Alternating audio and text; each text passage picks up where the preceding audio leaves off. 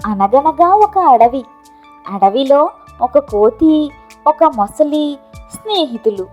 నీళ్ళలో ఉండే మొసలికి నేల మీద ఉండే కోతికి ఎలా పరిచయం అయిందంటారా? ఏమో, అది ఎవరికీ తెలియదు. ఎలాగో పరిచయం అయింది. కోతి ఇల్లు ఒక చెట్టు మీద ఉండేది. ఆ చెట్టు పక్కనే ఉన్న నదిలో మొసలి ఇల్లు. రోజు కోతి చెట్టు మీద, మొసలి నీళ్ళలో ఉంటూ కబుర్లు చెప్పుకుంటూ ఉండేవి. ఇద్దరి స్నేహం చూసి అడవిలోని జంతువులు ఆశ్చర్యపోయేవి. కోతికి అడవిలోని వేరే కోతులు మొసలిని నమ్మొద్దని సలహా ఇచ్చేవి. మొసలి మాంసం తింటుంది, ఎప్పుడైనా నిన్ను కూడా తినేస్తుంది అంటూ జాగ్రత్త పడమని చెప్పేవి. కానీ కోతికి మొసలి మీద చాలా నమ్మకం ఉండేది. అందుకనే వాళ్ళ స్నేహం చాలా రోజులు కొనసాగింది. ఒకరోజు ఈ విషయం మొసలి భార్యకు తెలిసింది. ఏంటిది, నిజమా? నీకు ఒక కోతితో స్నేహం ఉందా అని ఒకరోజు మొసలిని అడిగింది. మొసలి ఒప్పుకుంటూ, అవును, చాలా రోజులుగా పరిచయం ఉంది. కోతి చాలా తెలివైనది, నాకు చాలా విషయాలు చెప్తుంది అని అన్నాడు. మొసలి భార్య, కోతి గుండె చాలా బాగుంటుందట. నువ్వు ఆ కోతిని చంపేస్తే మనం ఇద్దరం కోతి గుండెకాయని పంచుకుని తినచ్చు అంది. మొసలికి భార్య మీద పిచ్చి కోపం వచ్చింది. కోతికి నాకు చాలా మంచి స్నేహం ఉంది, స్నేహితుడిని ఎలా చంపమంటావు అని కోపంగా అడిగాడు. భార్య మూతి ముడుచుకుని కూర్చుంది. పట్టించుకోకుండా మొసలి ఇంట్లోంచి వెళ్ళిపోయాడు. మొండి భార్య ఊరుకుంటుందా? పట్టుదల వదలకుండా రోజు పోరు పెట్టేది. తిండి తిప్పలు మానేసి ఒక మూల కూర్చుని రోజు పోరు పెట్టేది. మొసలికి మనశ్శాంతి లేకుండా చేసేది. చివరికి నస భరించలేక ఒకరోజు మొసలి ఒప్పుకున్నాడు. సరే, ఈరోజు సాయంత్రం కోతిని తీసుకువస్తాను, నీకు నచ్చినట్లు చేసుకో అని కోతి ఉండే చెట్టు వైపుకి బయలుదేరాడు. కోతిని చెట్టు మీద నుంచి దిగి రమ్మని ఒప్పించడం ఎలా? అందుకని ఒక పథకం వేశాడు. చెట్టు కింద నుంచుని కోతిని పిలిచాడు. కోతి బయటికి వచ్చింది. మొసలిని చూసి సంతోషంగా పలకరించింది. మొసలి కోతితో, మన స్నేహం గురించి నా భార్యకు చెప్పాను. నా భార్యకి చాలా ఆనందం కలిగింది. నిన్ను ఈరోజు భోజనానికి తీసుకురమ్మంది అని ఆహ్వానించాడు. కోతి తెగ సంబరపడింది. సరదాగా మొసలి ఇంటికి వెళ్ళి భోజనం చేసి మొసలి భార్యను కూడా కలవచ్చని ఒప్పుకుంది. కానీ నీళ్ళలో వెళ్ళడం ఎలా?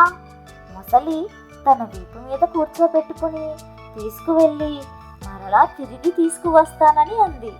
కోతి చాలా ఉత్సాహంతో వచ్చి మొసలి వీపు ఎక్కి కూర్చుంది. మొసలి నీళ్ళలో ఈదుతూ కోతిని తన ఇంటి వైపుకు తీసుకువెళ్ళాడు. దారిలో మొసలి ఏడవడం మొదలుపెట్టాడు. కోతికి ఆశ్చర్యం వేసింది.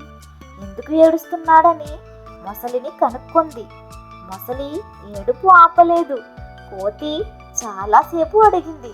మొత్తానికి నది మధ్యలో కొన్ని రాళ్ల మీదకి ఆగి ఇద్దరూ మాట్లాడుకున్నారు.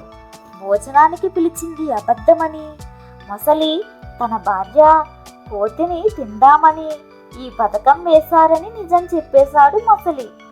ఈ మాట విన్న కోతికి ఒక్కసారిగా గుండె ఆగిపోయినంత పని అయ్యింది. ఎలాగరా ఇందులోంచి బయటపడడం అని ఒక పక్క, అసలు అందరూ చెప్తున్నా వినకుండా ఈ మొసలిని ఎలా నమ్మానా అని మరో పక్క బుర్రలో ఒకటేసారి ఆలోచనలు తిరిగాయి.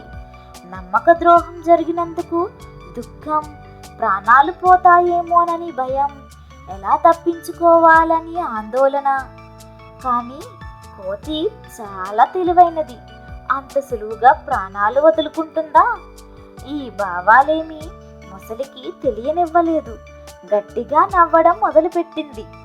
మొసలి కన్నీళ్లు నవ్వుతున్న కోతిని చూసి ఒక్కసారిగా ఆగిపోయాయి. ఇది ఊహించలేనిది కదా. కోతి మొసలితో ఇలా అంది, ఓస్, ఇంతేనా? దీనికి ఎందుకు ఏడుస్తున్నావు? ముందు చెప్తే నేనే నీకు నా గుండె తెచ్చి ఇచ్చేవాడిని. కానీ ఇప్పుడు అది నా దగ్గర లేదు. నా ఇంట్లో భద్రంగా దాచి వచ్చాను. మళ్ళీ ఇంటికి తీసుకుని వెళ్తే చెట్టులోంచి నా గుండె తీసుకువచ్చి నీకు ఇస్తాను. నువ్వు నీ భార్యకి ఇచ్చి ఆనందంగా ఉండండి అని కోతి అంది. మొసలి కోతి మాటలను నమ్మేసింది. కోతిని తిరిగి ఇంటికి తీసుకువెళ్ళింది. కోతి అమ్మయ్య అనుకుని ఒక్క గెంతు గెంది మొసలి వీపు మీద నుంచి చెట్టుకి ఎక్కేసింది. ఇంట్లోకి వెళ్ళి సడీ చప్పుడు చేయకుండా కూర్చుంది. అలా ప్రాణాలు కాపాడుకుంది. మొసలి చాలాసేపు ఎదురు చూసి మొత్తానికి కోతిని పిలిచింది. కోతి కొమ్మ మీదే కూర్చుని, గుండె లేదు, ఏమీ లేదు, అసలు నీలాంటి మొసలితో నాకు స్నేహమే వద్దు, ఇంకెప్పుడు నాకు కనిపించకు అని కోపంగా చెప్పింది. మొసలి తలదించుకుని వెళ్ళిపోయింది. ఈ కథలోని నీతి, చెడ్డవాళ్లతో స్నేహం ఎప్పుడూ చెడే చేస్తుంది. అలాంటి వారితో మనం దూరంగా ఉంటేనే మంచిది. ఎదుటివారి తెలివి తక్కువ అంచనా వేయరాదు. కాకి అందం తెలుగు కథ. ఓ అడవి పక్క పల్లెలో కాకి ఒకటి ఉండేది. అది అక్కడి మిగతా కాకులతో కలిసి అప్పుడప్పుడు అడవి మొత్తం తిరిగొచ్చేది.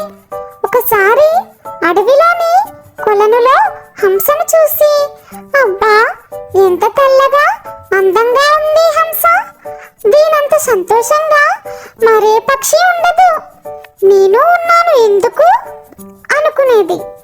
ఓసారి హంస దగ్గరకు వెళ్ళి అదే మాట అంది. అప్పుడు హంస, నేను అలానే అనుకుని గర్వపడేదాన్ని, కానీ చిలుకని చూశాక నా అభిప్రాయం తప్పని అర్థమైంది. ఎరుపు ఆకుపచ్చ రంగుల్లో ఎంత బాగుంటుందో కదా చిలుక అంది హంస. ఆ మాటలు విన్న కాకి చిలుక దగ్గరకు వెళ్ళి హంస అన్న మాటల్ని చెప్పింది. అప్పుడు చిలుక, అవును, హంస చెప్పినట్లు నా రంగులను చూసి ఎంతో సంతోషంగా ఉండేదాన్ని, కానీ నెమలిని చూశాక అందమంటే దానిదే అని అనిపించింది.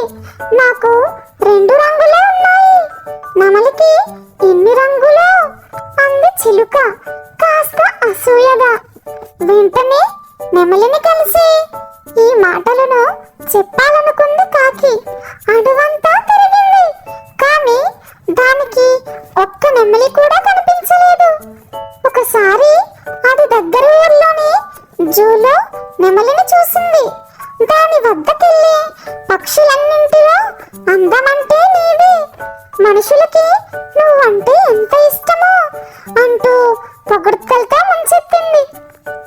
కాకి చెప్పేదంతా విన్నా నెమలి దీనంగా ముఖం పెట్టి, నా అందం వల్లనే ఇక్కడ బందీ అయ్యాను, అడవిలో ఉన్నంత వరకు వేటగాళ్ళకి భయపడి దాక్కుంటూ తిరగాల్సి వచ్చింది, చివరికి వాళ్ళ చేతికి చిక్కి ఈ జూలో పడ్డాను. ఇక్కడికొచ్చాక కాకి కంటే స్వేచ్ఛాజీవి మరొకటి లేదు కదా అనిపిస్తుంది. ఇక్కడ దాదాపు అన్ని పక్షుల్ని బందీగా పెట్టారు, ఒక్క మీ కాకుల్ని తప్ప. నేనే కాకినై ఉంటే నీలా స్వేచ్ఛగా తిరిగేదాన్ని కదా అంది. ఆ మాటలు విన్న కాకికి అప్పటి నుంచి మిగతా పక్షులతో పోల్చుకోకుండా హాయిగా జీవించడం మొదలుపెట్టింది. ఈ కథలోని నీతి, వేరే వాళ్ళతో మనల్ని పోల్చుకుని లేని దానికోసం ఆరాటపడటం కంటే మన దగ్గర ఉన్నదేంటో తెలుసుకుని దానివల్ల కలిగే ఉపయోగాలు తెలుసుకుంటే ఎంతో మంచిది. Subscribe, like. Thanks for watching.